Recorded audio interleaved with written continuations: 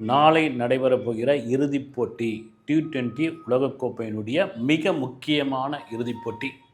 India versus New Zealand. கப்பை ஜெயிச்சே ஆகணும்னு ரெண்டு பேருக்கும் மிகப்பெரிய போட்டி இருக்கும் என்பதில் மாற்று கருத்து கிடையாது. அதுவும் இந்தியா சொந்த மண்ணில் விளையாடுது, அது மிகப்பெரிய அட்வான்டேஜ். அதை தாண்டி நியூசிலாந்து பர்சனலாக கப்போட போனப்பா.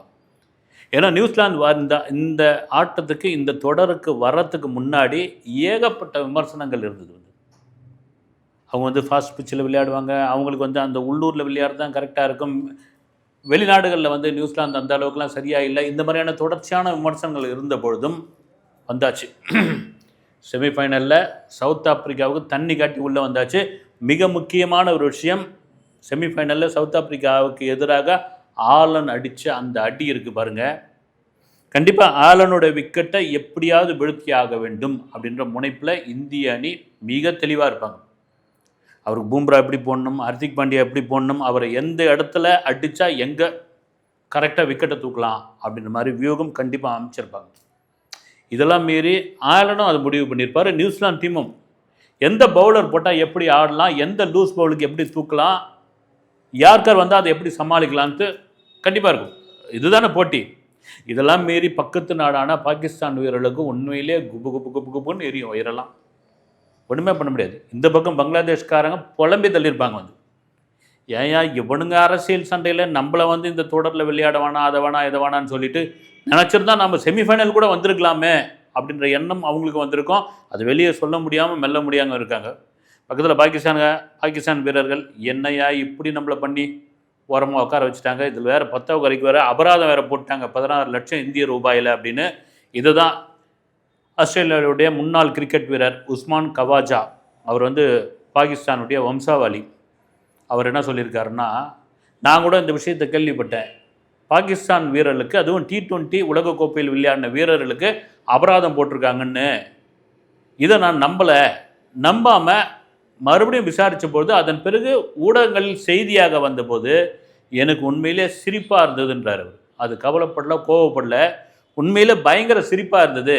காரணம் என்னன்னா, ஒரு இன்டர்நேஷ்னல் மேட்ச் விளையாடக்கூடிய ஒரு இன்டர்நேஷ்னல் வீரர்களுக்கு ஒரு நாடு, அதுவும் முக்கியத்துவம், கிரிக்கெட்டுக்கு முக்கியத்துவம் கொடுக்கும் ஒரு நாடு, ஒரு மேட்ச்சில் போயிட்டு, ஒரு தொடரில் போயிட்டு தோத்துட்டு வந்தால் அவங்களுக்கு ஃபைன் போடுறது என்னையா உலக நியாயம்? அது எந்த நாட்டிலையும் இப்படி கிடையாதுங்க.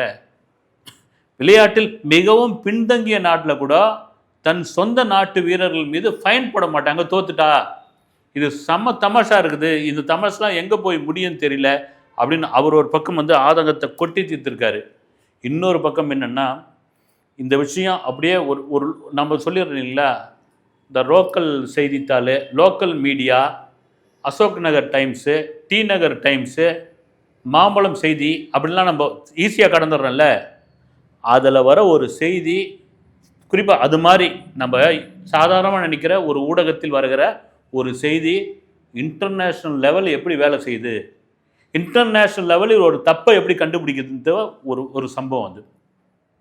இலங்கையில் விளையாடிக்கிட்டு இருந்தாங்கல்ல பாகிஸ்தான் வீரர்கள், கடைசி மேட்ச்னு நினைக்கிறேன், அவங்க நாடு திரும்புறதுக்கு முன்னாடி கண்டியில் இருக்கிற தி கோல்டன் க்ரோவ் அப்படின்ற ஒரு 5 ஸ்டார் ஹோட்டலில் அவங்க தங்கியிருந்துக்கிறாங்க.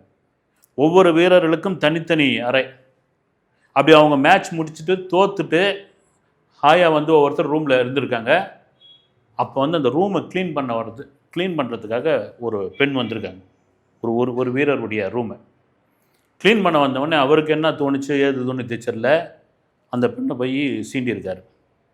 அது இல்லைங்க, வேணாங்க, அதெல்லாம் எனக்கு இன்ட்ரெஸ்ட் இல்லைங்கன்ற ரேஞ்சில் ஏதோ சொல்லியிருக்குது.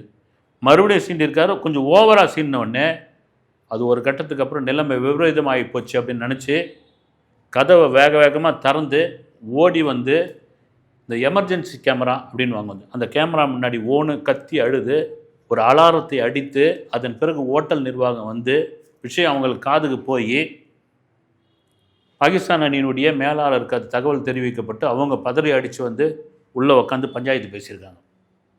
விடுங்க, காதை வச்சா மாதிரி இதுவாது, மன்னிப்பு கேட்க சொல்கிறேன், வேணுன்னா கூட காசு கொடுக்குறோம், விட்டுருங்க, ஏற்கனவே செம்ம உதவ வாங்கியிருக்கிறோம் நாங்கள் இந்த கிரிக்கெட் மேட்ச்சில், எங்கள் நாட்டில் போனால் என்னென்ன பண்ண போகிறாங்கன்னு தெரியல, இந்த ரசிகர்கள்லாம் 10வது வரைக்கும் இது வேறவா அப்படின்னு சொன்ன பிறகு அந்த ஹோட்டல் நிர்வாகம் முதல்ல ஒத்துக்கலை.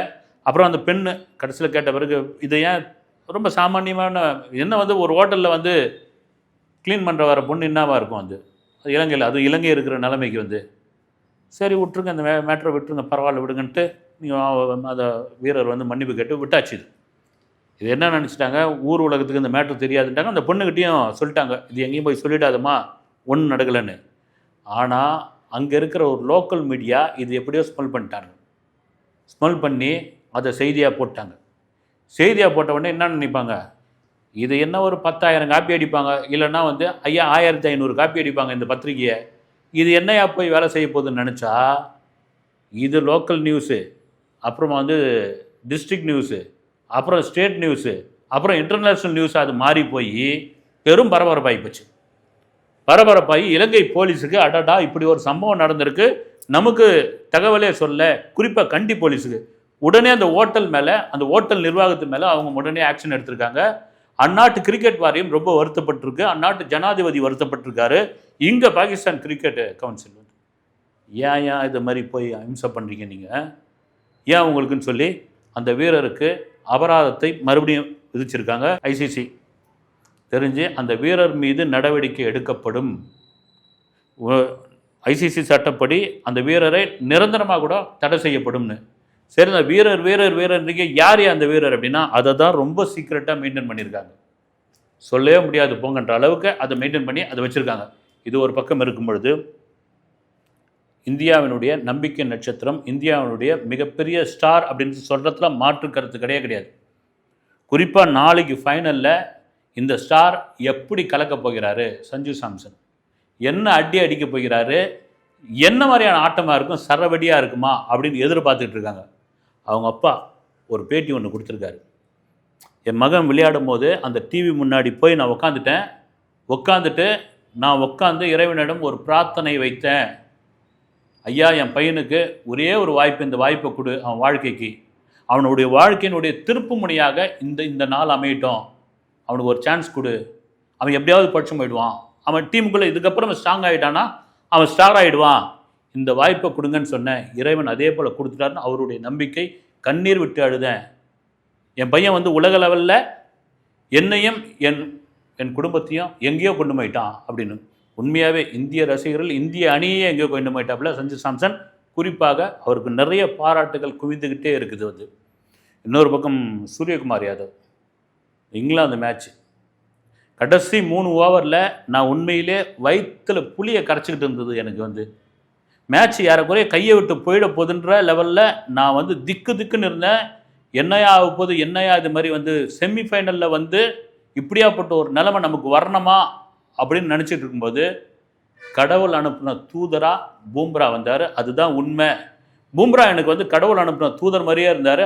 அவர் போட்ட ஒரு பவுலிங் இருக்குது பாருங்கள், ஒரு பால் இருக்குது பாருங்கள், அதுதான் ஒட்டு மொத்தமாக ஆட்டத்தையே மாற்றிடுச்சு. அதுக்கப்புறம் தான் ஒரு பெரும் நிம்மதி வந்தது. கடைசி ஓவர்லாம் எப்படி ஜெயிச்சிருவோன்ற அளவுக்கு ஆயிடுச்சு. ஆனால் அந்த 7 ரன் வித்தியாசம் அப்படின்ட்டு வந்து இன்னும் கூட நாங்கள் டஃப் கொடுத்துருக்கலாம், இன்னும் கூட பவுலிங்கில் ஒரு அழுத்தம் கொடுத்துருக்கலாம், ஃபைனலில் பாருங்கள் அப்படின்ற ஒரு நம்பிக்கை. குறிப்பாக நாளை நடக்க போகிற அந்த ஃபைனல் எந்த மாதிரியான ஆட்டமாக இருக்கும் என்று உங்களைப் போல நானும் பெரும் ஆவலோடு காத்திருக்கிறேன். அடுத்த வீடியோவில் சந்திப்போம். நன்றி.